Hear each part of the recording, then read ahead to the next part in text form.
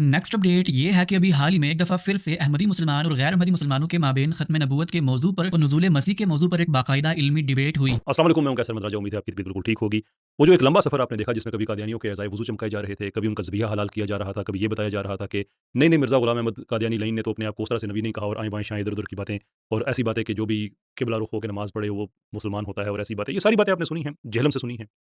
اور باقی RCM سے سنی ہیں۔ وہ آج بڑے امپورٹنٹ سنگ میل کو اس نے عبور کیا ہے کہ پبلکلی RCMs نے قادیانیوں کو مسلمان کہنا شروع کر دیا ہے، اور انجینئر ڈسون بھی نہیں کر سکتا، اس لیے کہ اس نے کئی دفعہ کہا ہے کہ یہ میرا شاگرد ہے۔ ابرار کے بارے میں، ابرار صاحب ان کے شاگرد ہیں، تو استاد محترم ایک طرف سے لوگوں کی ذہن سازی آہستہ آہستہ کرتے آ رہے ہیں، دوسری طرف غامدی صاحب ہیں جو کبھی قادیانیوں کے پیچھے نماز جائز قرار دے رہے ہیں، کبھی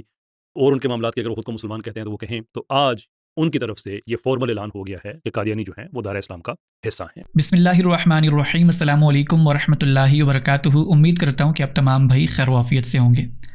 کل رات کو ہمارے محترم بھائی قیصر احمد راجہ صاحب نے میرے متعلق ایک ویڈیو اپلوڈ کی، جس میں بیسیکلی انہوں نے یہ ثابت کرنے کی کوشش کی کہ اب فائنلی انجینئر صاحب نے میرے ذریعے اپنے اسٹوڈنٹ کے ذریعے احمدی حضرات کو مسلمان ڈکلیئر کر دیا ہے، جو کہ صراحتاً جھوٹ تھا۔ اور میں سٹارٹنگ میں ہی یہ کلیریفائی کر دوں کہ انجینئر صاحب آج بھی قادیانیوں کو کافر سمجھتے ہیں، اور پاکستان کے آئین کو فالو کرتے ہوئے وہ ان کو بے شمار دفعہ اپنی ویڈیوز کے اندر کافر ڈکلیئر کر چکے ہیں۔ تو قیصر بھائی کی ویڈیو دیکھنے کے بعد مجھے ریلائز ہوا کہ اس پر کم سے کم میری جانب سے ایک وضاحت آنی چاہیے، کیونکہ میں نہیں چاہتا کہ میری وجہ سے انجینئر صاحب کی یہ لوگ لائف کو ولنریبل کریں، کیونکہ پاکستان کا ماحول ایسا ہی ہے کہ لوگوں کو اسی بنیاد پر ابھارا جاتا ہے کہ وہ قادیانی ہے یا پھر قادیانیوں کا فرنٹ مین ہے، اور یہ کوئی بات ڈھکی چھپی نہیں ہے۔ اس سے پہلے بھی جو لوگ انجینئر صاحب پر حملہ کرنے کے لیے آئے تھے تو وہ کیا بتاتے تھے کہ ہم علماء کرام کی ویڈیوز سے انفلوئنس ہوئے ہیں، ہم علماء کرام کی ویڈیوز کو دیکھ کر برین واش ہوئے۔ تو یہ ویڈیوز ایسا نہیں ہے کہ آپ کمرے کے اندر بیٹھ کر ویڈیو پبلش کر دیں گے، تو ایک بہت ذمہ داری کا کام ہے۔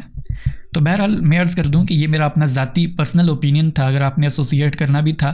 تو غامدی صاحب کی طرف کرنا تھا، جو کہ اس کے فلیگ بیرر ہیں، اور ہم پہلے دن سے یہ مانتے آئے ہیں کہ ہم کسی بھی مکتبہ فکر کی تکفیر نہیں کریں گے،